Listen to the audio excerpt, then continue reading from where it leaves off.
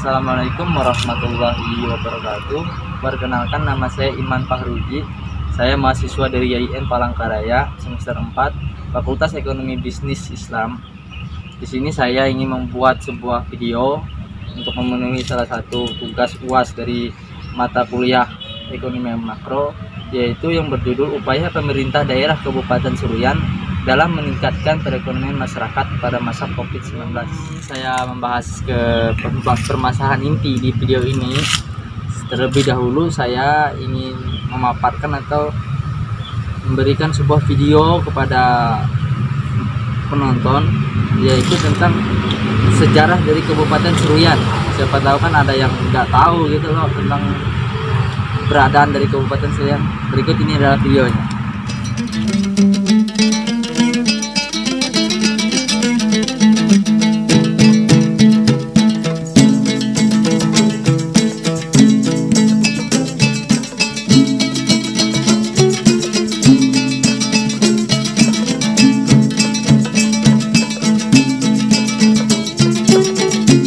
Selamat datang di bumi Hatan Tiring, tempat semua orang bekerja bersama-sama.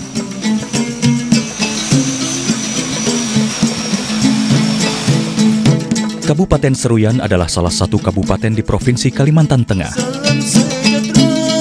Ibu kota kabupaten ini terletak di Kuala Pembuang.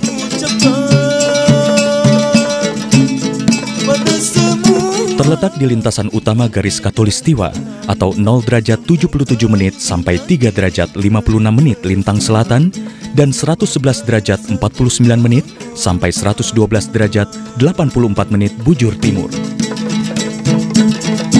Kabupaten Seruyan memiliki 10 kecamatan dengan luas 16.404 km persegi. Inilah daerah paling strategis di selatan Kalimantan Tengah yang menjamin kemudahan interaksi dengan wilayah lain. Di sebelah utara Kabupaten Seruyan berbatasan langsung dengan Kabupaten Melawi, Kalimantan Barat. Di sebelah selatan berbatasan dengan Laut Jawa. Sebelah barat berbatasan dengan Kabupaten Lamandau dan Kabupaten Kota Waringin Barat. Dan timur berbatasan dengan Kabupaten Katingan dan Kabupaten Kota Waringin Timur. Untuk mencapai Seruyan, dengan transportasi darat, perjalanan tidak sampai 2 jam dari Kabupaten Sampit atau Pangkalan Bun. Atau, jika melalui pesawat terbang, penerbangan 4 kali seminggu dari Palangkaraya atau Banjarmasin akan mengantarkan Anda ke Seruyan.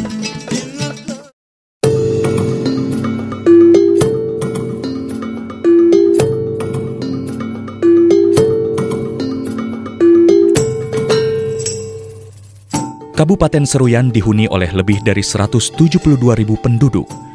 Merekalah yang menggerakkan berbagai sektor perekonomian di sini, mulai dari pertanian, perkebunan, perikanan, dan pertambangan serta industri kecil dan menengah. Video singkat profil dari Kabupaten Seruyan. Lanjut ke pembahasan saya, ya. Kali ini saya akan membahas atau menceritakan cerita singkat dari virus COVID-19. Virus COVID-19 berasal dari kasus lokal. COVID-19 ini menyebar ke seluruh dunia, silih berganti dengan cara penularan yang disebut dengan kasus impor dari luar wilayah asal atau transmisi lokal pendudukan. Sejauh ini berbagai peristiwa yang pertama kali terjadi berkaitan dengan COVID-19 agak belum memberikan gambaran utuh tentang virus ini. Kesimpulan sejauh ini, analisis para ahli menduga bahwa COVID-19 lebih kuat bertahan hidup di daerah bersuhu rendah dan kekeringan, walaupun virus tersebut juga mewabah di negara-negara yang bersuhu tinggi atau bersuhu panas. Virus ini juga lebih rentan menyebabkan kematian pada penduduk berusia lanjut. Namun ada juga penduduk di kelompok usia ini yang sembuh dan seorang bayi juga ada yang meninggal karena COVID-19. Rangkaian peristiwa pertama juga menunjukkan upaya para ahli untuk menemukan antivirus ini secepat mungkin. Sejauh ini upaya tersebut belum memberikan hasil sesuai harapan. Awal munculnya COVID-19 sudah tidak asing di telinga masyarakat dunia. Cina tercatat sebagai negara yang pertama kali melaporkan kasus COVID-19 di dunia. Untuk pertama kalinya Cina melaporkan adanya penyakit baru ini pada tanggal 31 Desember 2019. Pada pengunjung tahun 2019 itu, kantor Organisasi Kesehatan Dunia atau disebut dengan WHO di Cina mendapatkan pemberitahuan tentang adanya sejenis fenomena yang penyebab tidak diketahui. Infeksi pernapasan akut yang menyerang paru-paru itu terdeteksi di kota Wuhan, Provinsi Hubei di Cina. Menurut pihak berwenang, beberapa pasien adalah pedagang yang berprofesi di pasar Wuhan. Sejenis waktu penelusuran menyebutkan kasus COVID-19 ini sudah muncul sebelumnya. Ya, demikianlah tadi saya sudah menceritakan sejarah singkat dari COVID-19. Berikut ini saya akan menjelaskan atau menceritakan dampak dari virus COVID-19 terhadap masyarakat di Kabupaten Seruyan. Ya, dampak dari COVID-19 terhadap perekonomian masyarakat di Kabupaten Seruyan. Wabah virus corona atau virus COVID-19 ini turut berdampak terhadap perekonomian masyarakat. Jadi perlu langkah dan solusi untuk mengatasinya. Anggota Prak Golkar DPRD Seruyan, Andi Nita, mengatakan saat ini kondisi perekonomian masyarakat khususnya yang ekonomi menengah ke bawah sudah mulai terpuruk. Salah satu dampak ekonomi yang ditimbulkan wabah ini yakni melonjaknya harga-harga kebutuhan pokok di tengah terbatasnya penghasilan masyarakat. Pun sangatlah memprihatinkan. Kondisi perekonomian sangat ini menyulitkan masyarakat, termasuk di daerah Seruyan. Langkah antisipasi memang sangat diperlukan. Pemerintah juga harus memperhatikan dampak sosial akibat COVID-19 ini terhadap masyarakat. Salah satu dampak dari COVID-19, Pemkab Seruyan melakukan penghapusan denda kendaraan bermotor. COVID-19 di Kabupaten Seruyan.